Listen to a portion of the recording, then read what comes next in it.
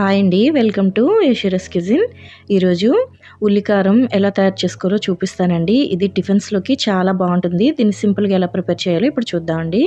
దీనికోసం ముందుగా ఒక మిక్సీ జార్ తీసుకొని దానిలో ఒక 3 పెద్ద ఉల్లిపాయలండి తీసుకున్నాను. ఇలా కట్ చేసి వేసుకోవాలి. అలాగే ఇందులో ఒక 7-8 వరకు వెల్లుల్లి రెబ్బలు వేసుకోవాలండి. ఒక 4 పచ్చిమిర్చి కూడా వేసుకోవాలి. అలాగే 1 టేబుల్ స్పూన్ జీలకర్ర, 1 టేబుల్ స్పూన్ కారం వేసుకోవాలండి. కారం అనేది మీ రుచికి తగ్గట్టుగా చూసుకొని వేసుకోవాలి.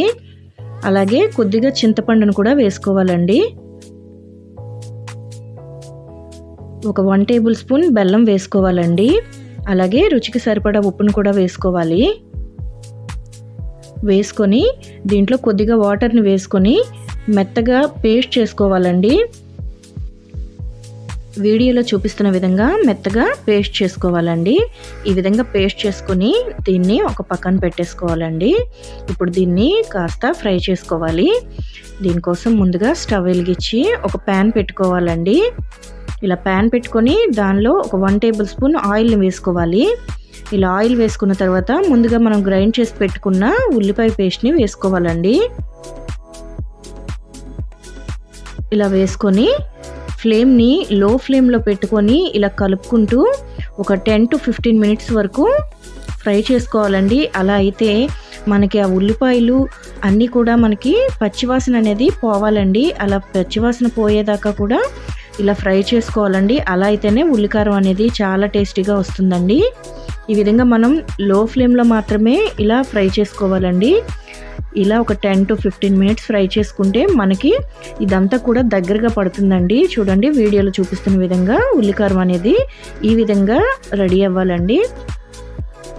ఈ విధంగా ఫ్రై చేసుకున్న తర్వాత కొద్దిగా కొత్తిమీరను వేసుకోవాలండి. ఇలా కొత్తిమీరను కూడా వేసుకొని బాగా కలిసేలా కలుపుకొని స్టవ్ ఆఫ్ చేసేస్తే మనకి ఉల్లికారం అనేది రెడీ అయిపోయిందండి. ఇది టిఫిన్స్లోకి అయితే చాలా బాగుంటుందండి.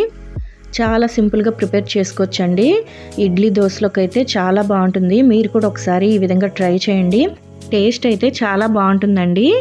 ఇలా మనం ఒకసారి చేసి పెట్టుకుంటే 4 నుంచి 5 రోజుల వరకు ఫ్రిడ్జ్లో స్టోర్ చేసుకోవచ్చండి.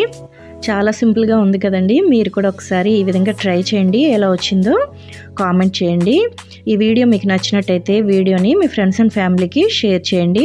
అలాగే ఛానల్ని కొత్తగా ఎవరైనా చూస్తున్నట్టయితే ఛానల్ని సబ్స్క్రైబ్ చేసుకోండి.